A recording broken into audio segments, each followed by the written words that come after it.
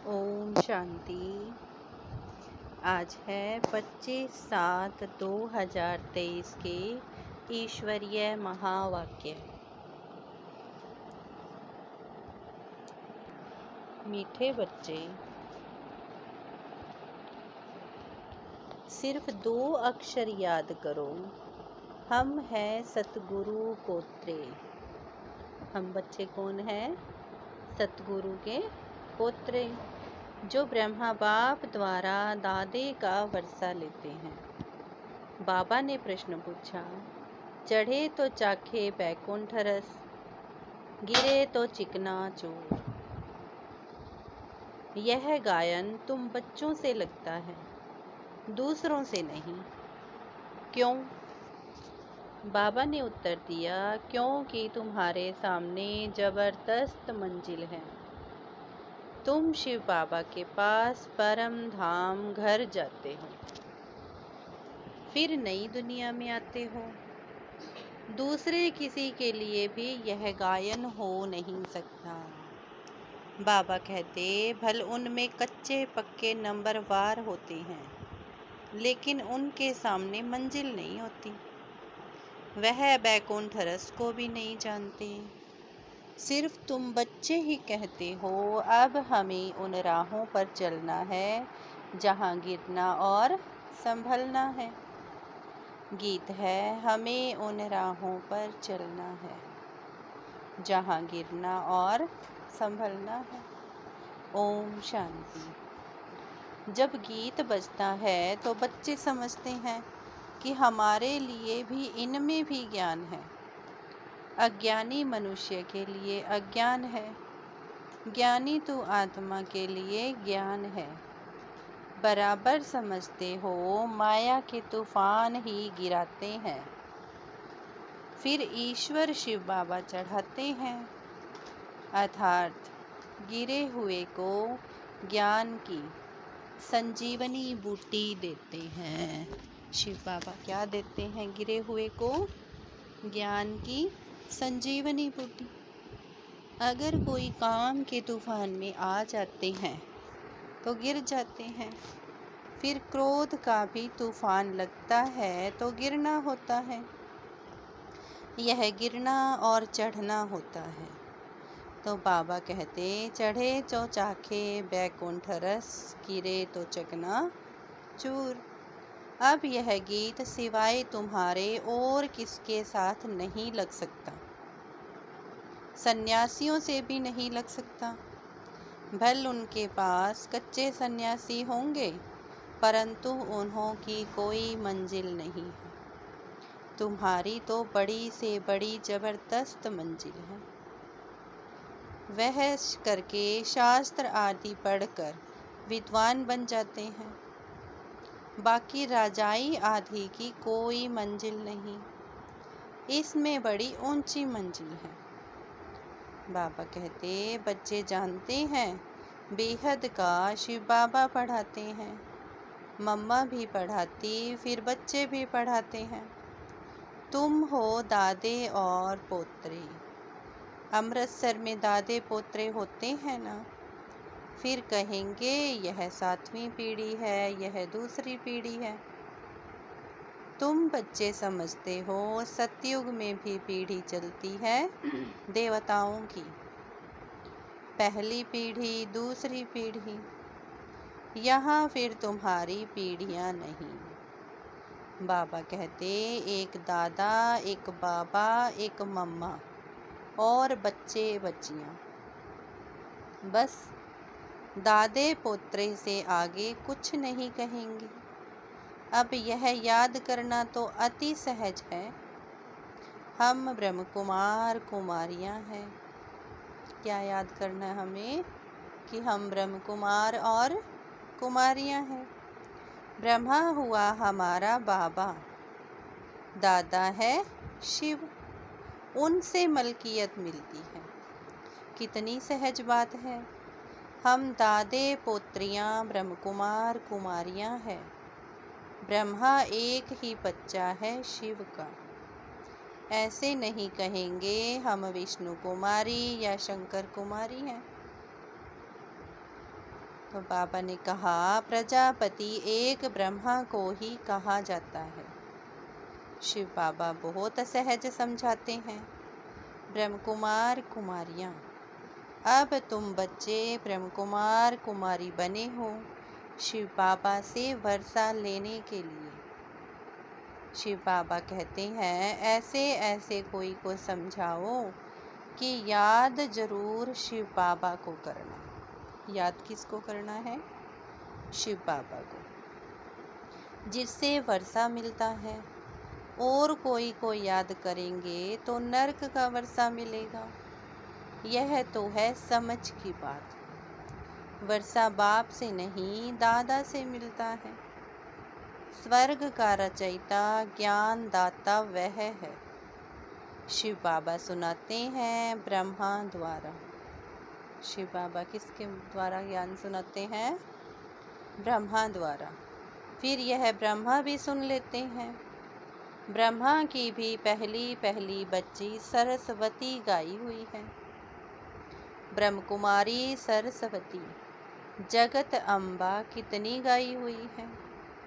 वह ब्रह्मा से भी ज़्यादा वर्षा ले लेती है। इसीलिए पहले लक्ष्मी फिर नारायण गाया जाता है। अब बाबा कहते हैं काम क्या है? पुरुषार्थ पे है सब कुछ।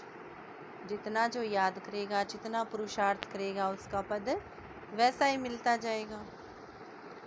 तो तुम जानते हो हम जगत अम्बा और जगत पिता के बच्चे ठहरे, तो क्यों नहीं दादा से वर्षा ले लेवे।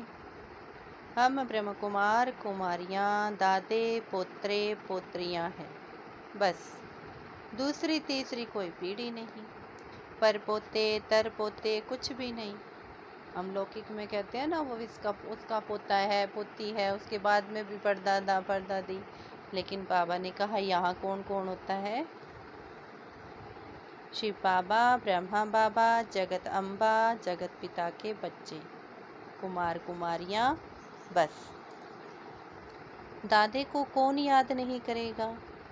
तुम बच्चे जानते हो हम जितना याद करेंगे उतना विकर्म विनाश होंगे। तुम कोई को भी समझा सकते हो शिव परम पिता परमात्मा स्वर्ग का रचयिता है। बराबर रचते हैं ब्रह्मा द्वारा। फिर ब्रह्म कुमार कुमारियों को ब्रह्मा द्वारा कहते हैं कि मुझे और वर्षे को याद करो। देह के सब संबंधों को बुद्धि से भूल जाओ। कहा जाता है ना, आप मुए मर गई दुनिया। आत्मा शरीर से अलग हो जाती है तो कुछ भी नहीं रहता। देह का अभिमान निकल जाता है। हम बाबा के पास आए हैं, फिर हम गोरा बनेंगे। अभी हम श्याम हैं। अब कलयुग में सारी दुनिया पतित हो गई है ना, सारी दुनिया काली है। तो बाबा कहते कि अब आप मेरे पास आए हो गोरा बनने के लिए। श्याम और सुंदर बनने का यह नाटक है। आत्मा प्योर हसीन बनती है। अब तुम्हारी आत्मा आयरन एज्ड बन गई है, तो शरीर भी ऐसे ही है। सतयुग में तुम गोरे थे। एक हसीन मुसाफिर आते हैं गोरा बनाने। उनकी आत्मा तो सदैव गोरी है, कभी खाद नहीं पड़ती, क्योंकि वह जन्म मरण में नहीं आते।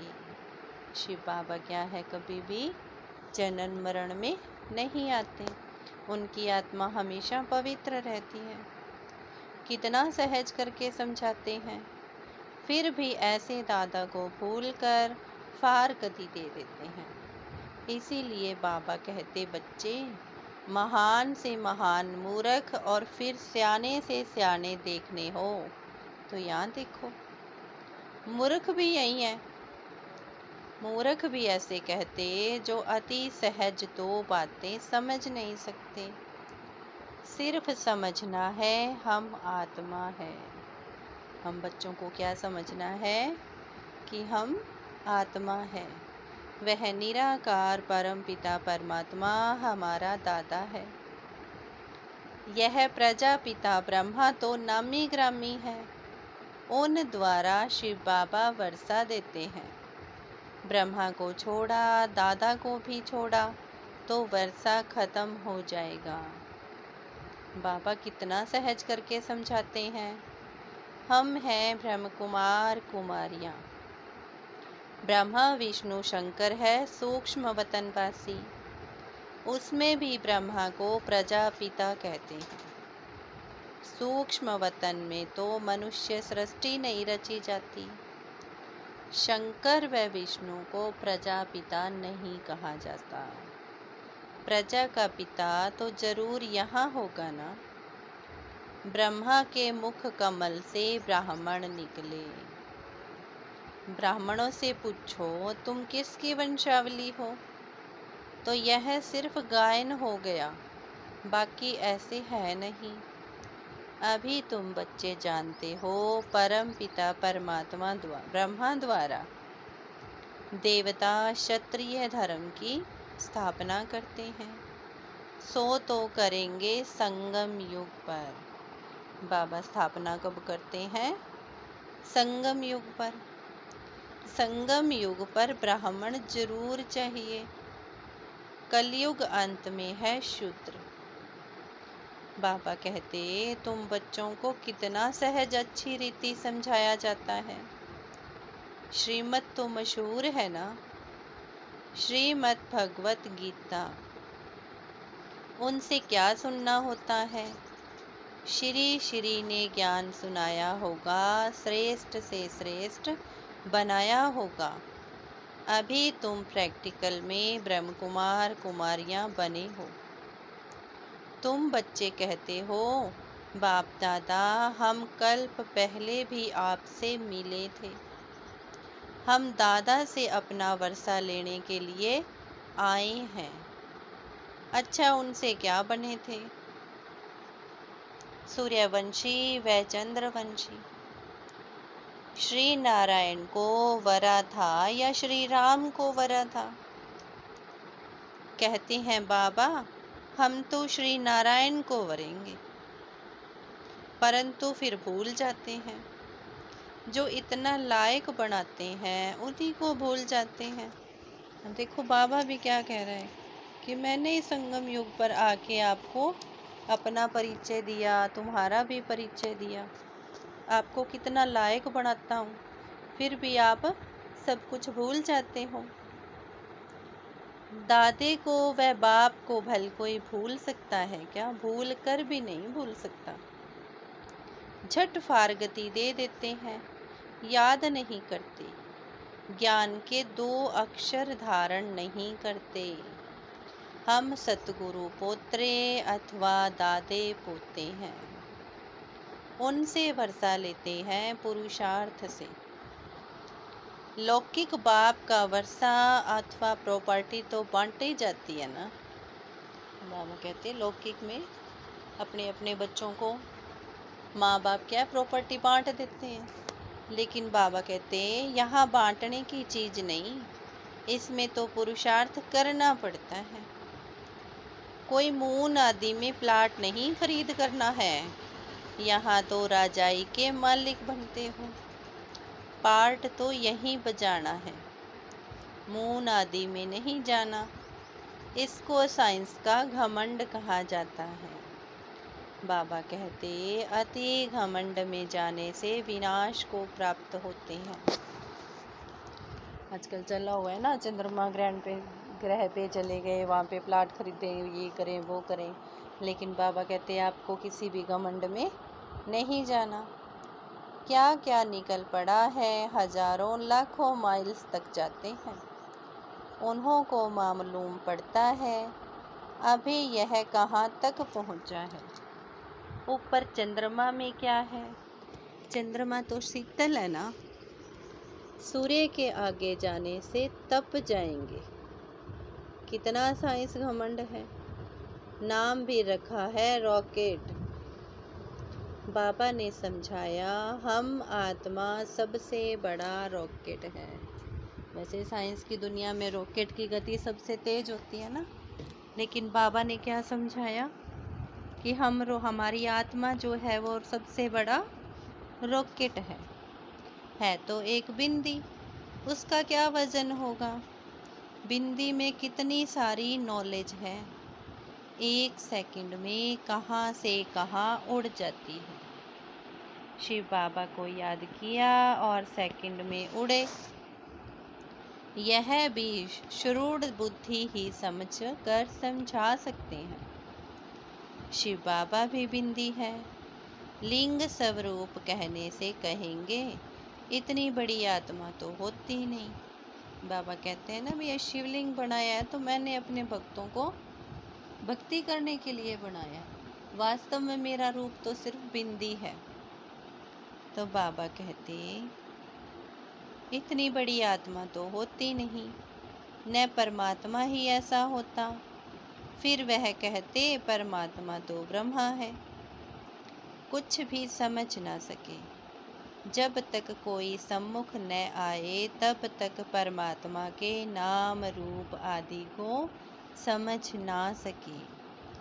हम भल शिव बाबा का चित्र दिखाते हैं, परंतु ऐसा है नहीं, वह तो बिंदी रूप है। बाबा कहते लेकिन बिंदी रूप की पूजा कैसे करेंगे? अब शिवलिंग पे जल दूध सब कुछ चढ़ाते हैं, फल फूल भी चढ़ाते हैं, तो बाबा कहते मेरे भगत पूजा कैसे करेंगे बिंदी रूप की? फल फूल कैसे चढ़ाएंगे? तो यह भक्ति मार्ग चला आया है, पूजा के लिए मंदिर में बड़ा रूप बना दिया। अच्छा, बाबा कहते हैं किसी की बुद्धि में यह ज्ञान न बैठे, फिर भी यह तो समझा सकते हो ना कि हम ब्रह्म कुमार कुमारियां हैं, दादे पोत्रे हैं, ऊंचे से ऊंचा शिव भगवान है। उनकी रचना को तो कोई भगवान नहीं कहेंगे, हम हैं उनके पोते। वह कहते हैं हम तुमको स्वर्ग का मालिक बनाता हूँ। तुम भी जानते हो हम अभी तमो प्रधान सांवरे हैं, बाबा से सतो प्रधान गोरा बन रहे हैं। फिर काम चिता पर चढ़ने से सभी काले बन जाते हैं, श्याम और सुंदर बनते हैं। बाबा कहते अब फिर सतो प्रधान बनने के लिए शिव बाबा को याद करना है। एक मुसाफिर कितनों को हसीन बनाते हैं, विश्व का मालिक बनाते हैं, और सिर्फ कहते हैं मुझ बाप को याद करो। बाबा क्या कहते हैं कि मुझ बाप को याद करो, नहीं तो वर्षा कैसे मिलेगा? विकर्म विनाश के लिए योग अग्नि चाहिए ना, घड़ी घड़ी याद करना है। कई बच्चे समझते हैं हम बच्चे तो हैं ना, परंतु सारा दिन याद नहीं करेंगे तो विकर्म विनाश नहीं होंगे, खुशी का पारा नहीं चढ़ेगा। बाबा कहते हैं कई बच्चे कह देते हैं अभी हम तो बाबा के बन ही गए, अब याद करने की क्या ज़रूरत है। लेकिन बाबा कहते जो 63 जन्मों के विकर्मों का बोझा सिर पे है ना, वो विनाश कैसे होगा, वो खत्म कैसे होगा? खुशी का पारा नहीं चढ़ेगा। 20-25 वर्ष वालों को भी यह बात बुद्धि में नहीं बैठती, भूल जाते हैं। फिर पुरानी दुनिया में जाकर तकदीर को लकीर लगा देते हैं। माँ बाप की गोद में आने से ही तकदीर शुरू होती है ना। मम्मा बाबा कहने से स्वर्ग के हकदार तो बने ना। प्रजा भी कहती है ना हमारा हिंदुस्तान सबसे ऊंचा। अरे सबसे ऊंचा होता तो फिर कर्जा क्यों उठाते हो, कंगाल क्यों बनते हो? यहाँ से बहुत धन ले गए, अब अंग्रेज भी आए, मुसलमान भी आए, तो बाबा कहते यहाँ से सारे धन क्यों ले गए? कारखानों से पैदाइश होती है, कारखाना ना निकाले तो कोई को नौकरी ना मिल सके, नौकरी ना मिले तो पालना कैसे करेंगे? दुखी हो पड़े हैं, इसीलिए भारत के लिए कितनी युक्ति रची हुई है। बाबा कहते कि बच्चों को बहुत दुख ना हो, उसके लिए यह युक्तियां हैं। यहाँ से कितने बाहर जाते हैं नौकरी करने के लिए, क्योंकि वहाँ पैसे बहुत मिलते हैं। और विदेशों में जाते हैं तो वहाँ पे क्या है, पैसे बहुत मिलते हैं। तो शिव बाबा कहते हमारा तो कांटों पर भी प्यार है, सब पतितों को आकर मैं पावन बनाता हूँ। कांटों पर भी प्यार है तो कांटों से जो फूल बनते उन पर भी प्यार है ना। ड्रामा अनुसार सबको सदगति देता। सबको सदगति किसके अनुसार मिलती है, ड्रामा के अनुसार। तो बाबा ने कहा सबकी सदगति दाता राम, तो सबका प्यारा हुआ ना। उसमें कांटे भी हैं, फूल भी हैं। कायदे अनुसार स्वर्ग की स्थापना होती है तो उसके लिए लायक भी बनाते हैं। अब कई बारी बाबा मुरलियों में कहते हैं भी आपको सतयुग में जाना है, तो इसके लिए मैं आपको अभी से संगम युग पे ही लायक बना रहा हूँ।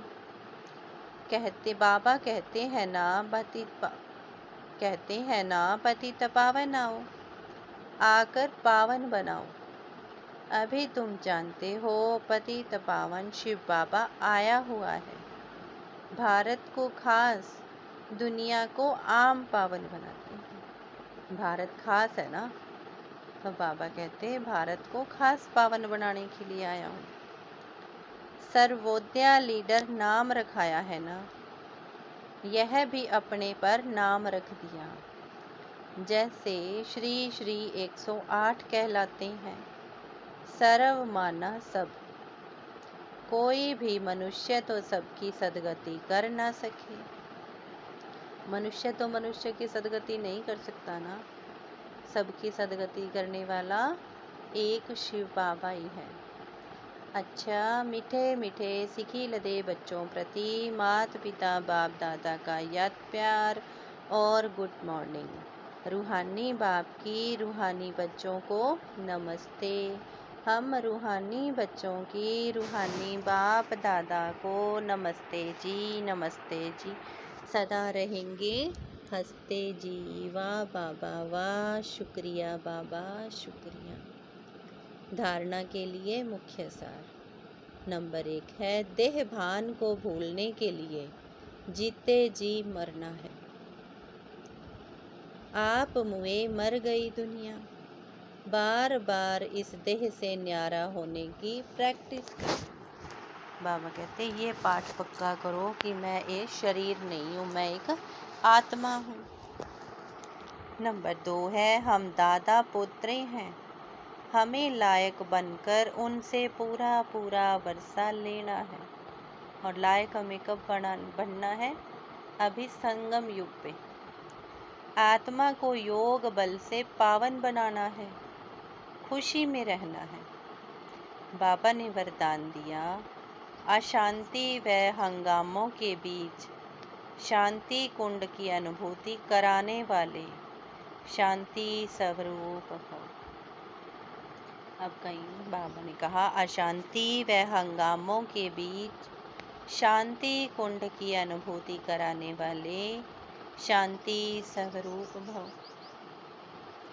जब किसी स्थान पर हंगामा हो, उस झगड़े के समय शांति की शक्ति की कमाल दिखाओ। कोई कितना भी हंगामा हो, लेकिन आप शांत रहो। आपको अपनी शांति की शक्ति की कमाल दिखानी है। सबकी बुद्धि में आए कि यहाँ तो शांति का कुंड है। शांति कुंड बनकर शांति की शक्ति फैलाओ। शांति स्वरूप होकर शांति कुंड का अनुभव कराओ। उस समय वाचा की सेवा नहीं कर सकते। अब कहीं हंगामा हो, लड़ाई झगड़ा हो, तो वहाँ तो कोई ज्ञान की बात सुनेगा ही नहीं। तो बाबा कहते उस समय वाचा की सेवा नहीं कर सकते, लेकिन मनसा से शांति कुंड की प्रत्यक्षता कर सकते हो ना। मन से शांति के वाइब्रेशन दे सकते हो। सबको वाइब्रेशन आने चाहिए कि सब बस यहाँ से शांति मिलेगी। तो ऐसा वायुमंडल बनाओ। कैसा वायुमंडल बनाना है हमें? अपने चारों ओर शांति का वायुमंडल, कि कोई भी आए तो उसे शांति की अनुभूति हो। श्लोगन है, स्वयं की और सर्व की चिंताओं को मिटाना ही शुभ चिंतक बनना है। अपनी भी चिंता मिटानी है और दूसरों की भी चिंता को मिटाना है। स्वयं की और सर्व की चिंताओं को मिटाना ही शुभ चिंतक बनना है। अच्छा जी, ओम शांति।